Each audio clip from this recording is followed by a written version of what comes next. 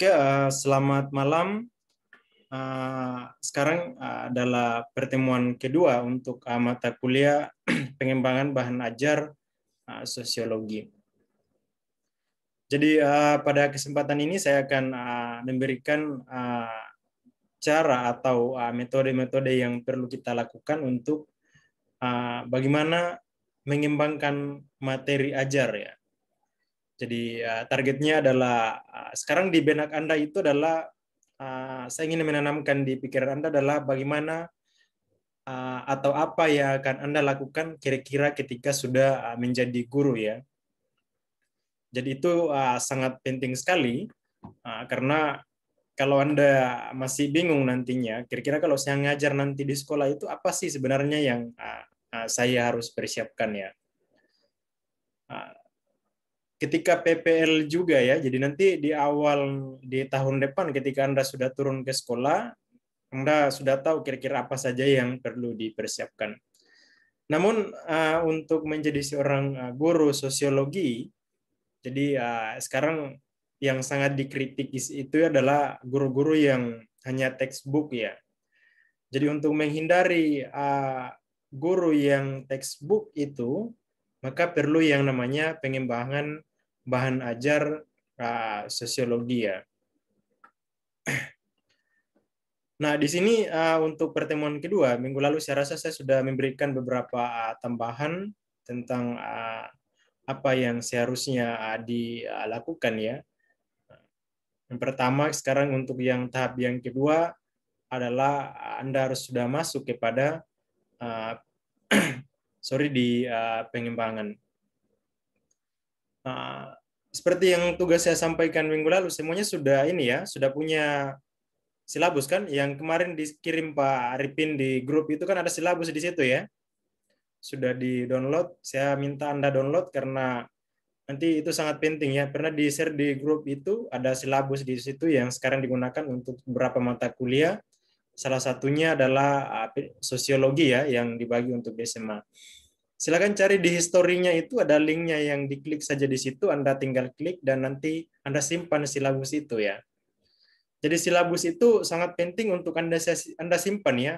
Itu bukan untuk kepentingan perkuliahan ini, tetapi juga akan kepentingan Anda untuk nanti menjadi guru atau turun PPL, melakukan penelitian, menyusun sebuah rencana pembelajaran, dan lain-lainnya. Pokoknya itu salah satu kunci untuk melakukan sebuah pembelajaran di sekolah. Makanya silabus itu sangat penting. Karena Anda harus berpatokan di situ ya. Apa yang Anda harus kembangkan juga melihat dari situ. Apa yang ingin diajarkan juga melihatnya dari situ. Oke, jadi sekarang saya akan coba share screen untuk materi pada malam ini. Saya akan mungkin sekitar 15 menit saja saya akan menjelaskan. Saya coba dulu share screen, semoga internetnya bisa stabil.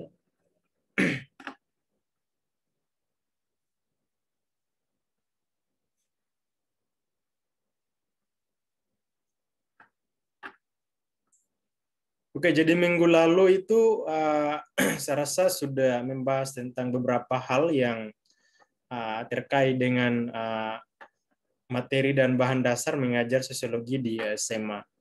Dan yang saya jelaskan minggu lalu adalah tentang yang ini ya.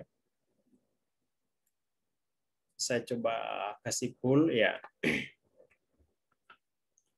Nah, minggu lalu saya menjelaskan tentang materi dan bahan ajar mengajar sosiologi di SMA. Jadi kita coba ingat-ingat kembali. Nah, di sini ada beberapa gambar ya, yang kemarin, yang minggu lalu saya sudah berikan beberapa ilustrasi bahwa bahan ajar sebenarnya sosiologi itu ya tidak terlalu jauh ya. Jadi itu tidak terlalu jauh dari kehidupan Anda sehari-hari. Apa yang Anda harus kembangkan ya juga berasal dari situ ya. Beda dengan beberapa ilmu-ilmu lain ya. Sebenarnya ilmu pengetahuan itu sebenarnya berangkat dari kehidupan sosial. Kalau dia dalam ilmu sosial, kalau dia ilmu alam, maka dia berangkat juga dari ilmu alam. Nah, karena kita adalah sosiologi sebagai ilmu sosial, maka kita harus berangkat dari kehidupan sosial. yang perlu diajarkan di sekolah. Jadi nantinya ketika Anda mengajar di sekolah itu ya Anda sudah berbasis bahan ajar yang berdasarkan pada kehidupan sosial siswa yang Anda ajar ya. Kalau Anda hanya mencoba untuk menjadi seorang textbook, guru yang textbook, maka nanti hanya mengajarkan buku-buku yang ditulis oleh orang dari Jawa dan beberapa daerah yang nantinya Anda ajarkan kepada siswa di NTT. Dan itu sangat tidak manusiawi ya di dalam pendidikan. Dan juga tidak berbasis pada dasar secara teoritis atau secara sosiologis. Kenapa? Karena Anda mencoba memasukkan tradisi atau budaya lain untuk diajarkan kepada siswa-siswa yang ada di NTT, padahal siswa di NTT sendiri saya kira memiliki kebudayaan sendiri yang sangat kaya ya. Ada yang bahkan di NTT sendiri banyak perbedaan budaya, bahasa, dan lain-lainnya. Nah, itulah yang sangat penting nanti Anda ajarkan kepada siswa. Nah, yang dimaksud dengan pengembangan bahan ajar sebenarnya itu ketika Anda dapat mengambil bahan ajar atau tradisi budaya kehidupan sosial masyarakat di NTT untuk menjadi sebagai bahan ajar. Nah, inilah yang sebenarnya yang akan dituntut di dalam perkuliahan ini. Nah, ini yang saya sudah sampaikan minggu lalu sebenarnya. Ini semua rata-rata saya ambil dari NTT dan tradisi di sana yang kemungkinan sebagai sebuah gambaran bagi Anda untuk mengembangkan bahan ajar ke depannya. Nah, oke, saya langsung kepada materi sekarang. Nah, pada untuk perkuliahan hari ini atau malam ini ya, kita masuk pada pengembangan materi ajar sosiologi. Ini sebenarnya saya ambil dari beberapa ini lingkungan ya. Jadi yang gambar keempat ini yang sudut kanan paling bawah, ini dari Cina sebenarnya. Saya ambil tadi dan saya coba gabungkan dan sekedar pembanding bagi Anda untuk memberikan sebuah ilustrasi terhadap materi-materi kira-kira apa sebenarnya yang Anda bisa jadikan sebagai bahan ajar atau dikembangkan di sekolah nantinya. Nah, ini gambar-gambar di atas ya, Anda bisa lihat di sini adalah semuanya di NTT ya. Ada beberapa daerah saya juga tidak tahu ini di daerah mana, tapi yang pastinya ini adalah menggambarkan kehidupan sosial yang ada di NTT. Nah, di sini di dalam pengembangan materi ajar yang sekarang kita akan bahas lebih jauh di pertemuan ini. Nah, pertama kita bisa lihat bahwa di dalam pengembangan materi ajar sosiologi, yang pertama itu yang perlu kita lakukan adalah mengambil contoh dari kehidupan sosial peserta didik. Nah, sebenarnya kehidupan sosial peserta didik itu seperti apa? Nah, kalau Anda memberikan misalnya siswa Anda mengajar di SOE sebenarnya, kalau Anda mengajar di SOE di desa-desa di kampung-kampung, tiba-tiba Anda memberikan sebuah ilustrasi tentang kehidupan masyarakat yang sebenarnya itu seperti pada gambar 4 yang paling bawah, ini kehidupan orang Cina yang sangat metropolitan, ini sangat tidaklah relevan dengan kehidupan mereka. Nah, ini yang sulit sekali dibayangkan oleh siswa ketika Anda mengajar nanti. Nah, apakah itu bisa relevan di dalam mengembangkan sebuah materi ajar? Nah, ini yang menjadi sebuah tanda tanya besar ya. Ini yang kadang kalau kita baca beberapa buku-buku yang mengarahkan tentang materi ajar itu, saya kira lalai dengan kehidupan sosial masyarakat. Jadi salah satu untungnya menjadi seorang sosiologi itu adalah kalau kita menggunakan sudut pandang sosiologi pendidikan bahwa siswa itu perlu diajarkan materi atau yang perlu diberikan kepada mereka penjelasan tentang kehidupan sosial yang memang berbasis pada kehidupan mereka. Jadi materi-materi yang kita ambil itu ya cukup tentang kehidupan sosial mereka. Jangan diambil dari beberapa misalnya ambil dari Cina, ambil dari Jakarta, ambil dari beberapa kota-kota besar yang membuat siswa itu sulit untuk mencerna ya. Nah, kalau Anda nanti menguji materi tersebut, pasti tidak akan dapat mengembangkan materi ajar yang ada di sekolah tersebut. Memang berkembang secara materi, tetapi untuk esensi yang kita cari di dalam pengembangan materi ajar tidak sampai.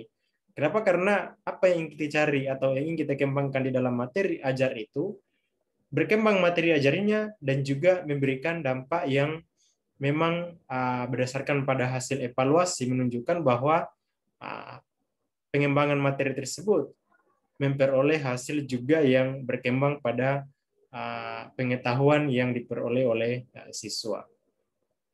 Jadi pada dasarnya yang ingin kita kembangkan tidak hanya materi saja, tetapi kita butuh mengembangkan pengetahuan siswa juga terhadap materi-materi yang kita ajarkan. Nah, ini kan adalah contoh ya, misalnya pada poin 1 adalah contoh ya. Jadi sebenarnya untuk memberikan kemudahan kepada siswa untuk memahami materi, itu adalah memberikan sebuah contoh-contoh yang sederhana. Jadi cukup memberikan yang dekat dengan kehidupan mereka. Jangan yang terlalu jauh ya. Anda mengajar di kampung misalnya Anda lihat pada poin di gambar 1 tadi ini yang sebelah kiri, siswa yang belum pernah masuk ke kota, bahkan tidak pernah masuk atau melihat teknologi, belum pernah masuk ke mall dan lainnya, Anda tiba-tiba menjelaskan tentang kota metropolitan dan bahan serba digital dan lain-lainnya, pasti siswa tersebut tidak akan paham. Dan untuk mengembangkan materi tersebut itu tidak akan bisa berhasil. Jadi siswa kalau ngajar di kota ya, berikan juga gambaran yang dekat dengan kehidupan sosial pada kehidupan sehari-hari yang dialami oleh siswa. Juga kalau yang ada di daerah terpencil juga berikan gambaran yang sederhana tersebut. Tetapi yang menjadi pertanyaannya, apakah hanya memberikan gambaran terhadap siswa yang di sekitarnya? Nah, tidak seperti itu. Tetapi yang menjadi dasar utama atau kunci untuk masuk memberikan sebuah gambaran untuk memahami sosiologi itu seperti apa, maka cukup memberikan yang maksudnya pengantar ya sebagai awal memahami masyarakat itu seperti apa ya. Berikan yang dekat-dekat dengan kehidupan mereka. Setelah kita merasa bahwa siswa tersebut sudah memahami bagaimana sebenarnya tentang interaksi sosial, misalnya mengajar tentang interaksi sosial, mengajar tentang multikultural, mengajar tentang budaya, perubahan sosial, dan lain-lainnya, maka arahkanlah kepada yang dekat dengan kehidupan mereka.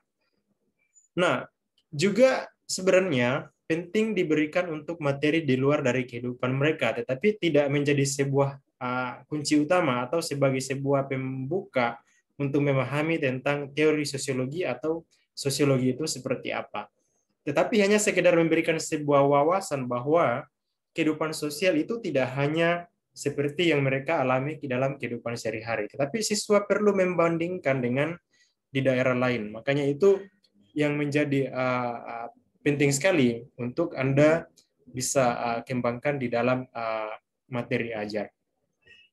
Nah, untuk poin kedua, membandingkan antara fenomena sosial dalam kehidupan sehari-hari.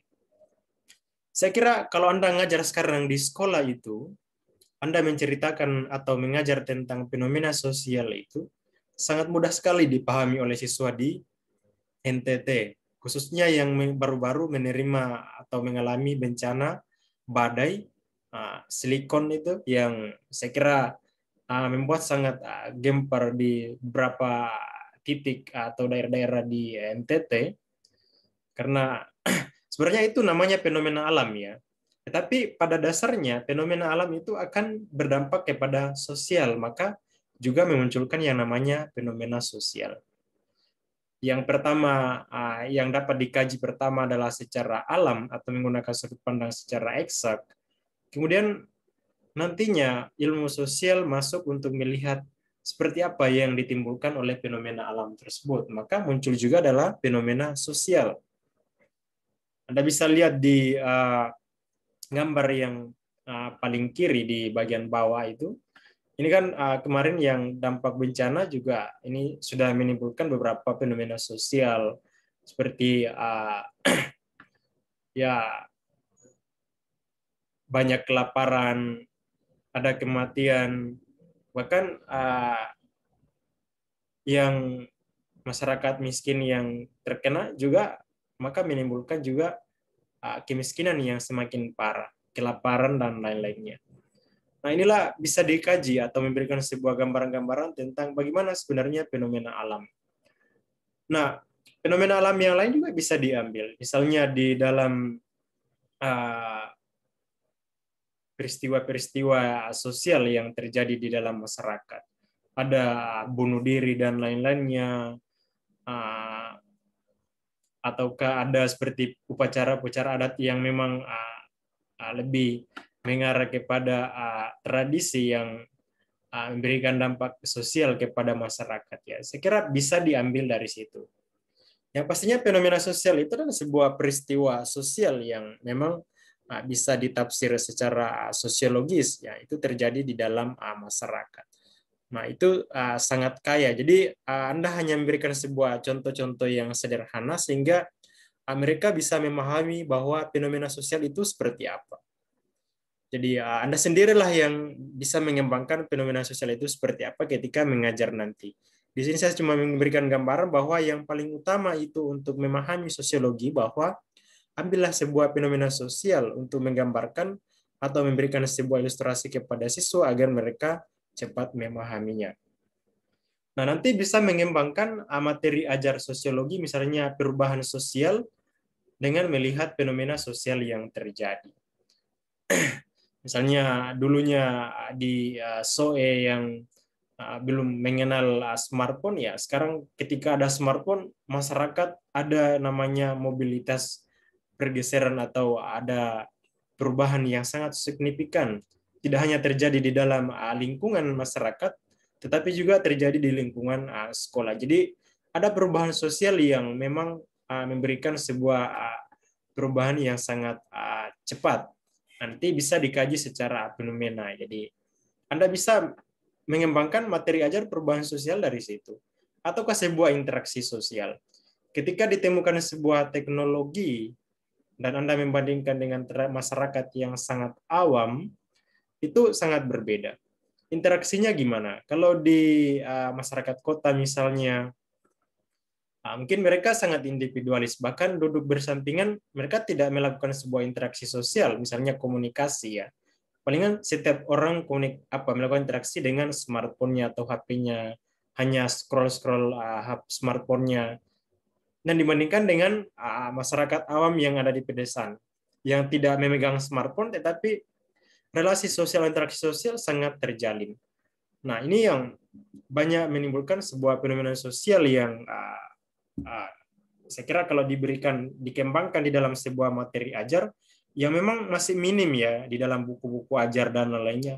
Nah, siapa yang bisa mengembangkan itu? Itulah Anda yang nanti jadi guru. Jadi tujuan dari pengembangan materi ajar sosiologi itu adalah menghindari Anda menjadi seorang guru yang textbook ya. Jadi ngajar itu pokoknya yang benar itu adalah di dalam buku, yang tidak benar pokoknya ada sesuatu di luar buku itu adalah salah. Nah, itulah yang sebenarnya terjadi sekarang di sekolah-sekolah. Nah, Anda sebagai guru nantinya adalah masuk untuk memecahkan masalah-masalah yang dihadapi oleh guru-guru sosiologi sekarang di beberapa sekolah. Saya kira kan pasti di antara Anda sudah banyak mengalami yang begitu ya. Gurunya suruh baca buku dan apa yang dilihat di buku disuruh menghafal dan lain-lainnya. Nah, itulah sebuah kesalahan yang sangat terstruktur di dalam lembaga pendidikan. Dan ini yang diwarisi di dalam sosiologi, sehingga sosiologi itu menjadi jelek di mata siswa di sekolah-sekolah. Tetapi ketika Anda coba untuk mengembangkan materi ajar itu berangkat dari kehidupan sosial mereka, ambil sebuah peristiwa, misalnya habis nonton TV dan lainnya, nonton bola, nonton ya pokoknya berbau art atau karya seni di dalam sebuah lingkungan sosial, itu bisa dijadikan sebagai materi ajar. Nah, inilah yang kemudian nanti memperkaya bahan ajar di dalam sosiologi, sehingga sosiologi itu akan menarik untuk Anda ajarkan. Nah, kuncinya itu adalah ambillah dari sebuah fenomena sosial. Fenomena sosial yang mana? Yang ada di sekitar mereka. Baru kemudian bandingkan dengan yang ada di luar dari mereka, sehingga mempermudah pemahaman peserta didik. Nah, di sini yang terakhir itu adalah yang kita perlu pahami adalah menggunakan teori sosiologi. Nah, melihat fenomena-fenomena sosial atau apa yang terjadi di dalam masyarakat itu, gunakanlah teori sosiologi untuk mengkaji itu. Nah, jangan pakai sudut pandang sejarah, sudut pandang geografis, sudut pandang kesos, sudut pandang antropologi, sudut pandang psikologi, tapi gunakanlah sudut pandang sebagai seorang sosiologi. Jadi itu beda-beda ya. Nah, makanya Anda harus perlu baca banyak buku ya. Kalau Anda sudah banyak membaca buku sosiologi, maka Anda tahu bahwa untuk menjadi seorang sosiologi, maka posisinya di sini. Nah, misalnya nanti kalau kan kalau seumpama di kesehatan kan Anda lihat bahwa Anda mungkin tidak ingin diperiksa atau misalnya kalau Anda apa ya, kalau Anda disuntik ya, kalau seumpama Anda mau disuntik, pasti kan tidak mau kalau disuntik sama dokter hewan. Pasti maunya yang disuntik oleh dokter yang manusia sendiri yang biasanya menyuntik manusia. Sama juga dengan di dalam pendidikan ya. Anda gunakan sendiri teori sosiologi untuk mengkaji sosiologi apa ya untuk mengembangkan bahan ajar sosiologi dan mengajar tentang sosiologi. Kalau Anda menggunakan sudut pandang sejarah dalam mengajar sosiologi, maka disitulah kesalahan. Sama juga yang saya bilang tadi, kalau seumpama dokter hewan yang ingin menyuntik Anda, pasti Anda tidak mau. Pasti maunya yang dokter yang biasa spesialis untuk menyuntik manusia. Nah, inilah yang memang yang sangat penting dipahami. Makanya salah satu kunci untuk memahami itu adalah menggunakan teori sosiologi. Jadi teori sosiologi itu bisa dipahami ketika Anda banyak membaca buku. Nah, ini itulah yang saya maksudkan bahwa Anda perlu memahami dan diperdalam di situ agar ketika Anda nanti menjadi guru, maka semua itu bisa lebih mudah ya. Oke, saya kira itu yang penjelasan saya dan semoga semuanya bisa memahami.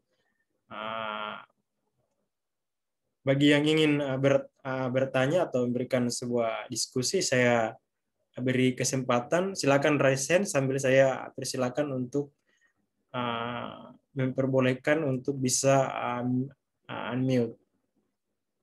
Oke, jadi sekarang bisa unmute kalau ingin berbicara.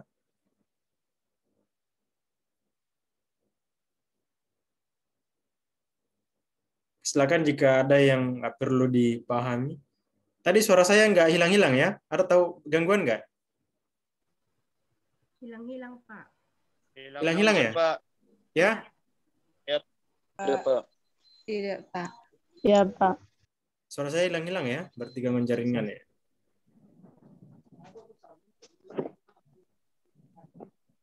Oke, kalau ada yang perlu ditanyakan, silakan.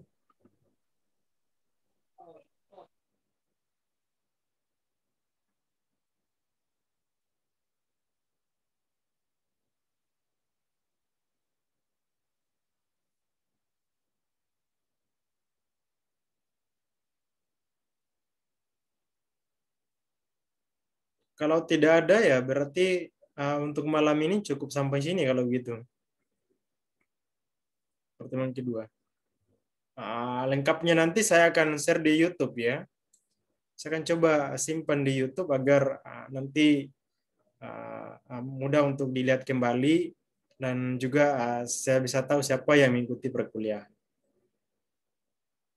Gimana kalau tidak ada lagi kita akhiri malam ini agar kuotanya tidak cepat habis?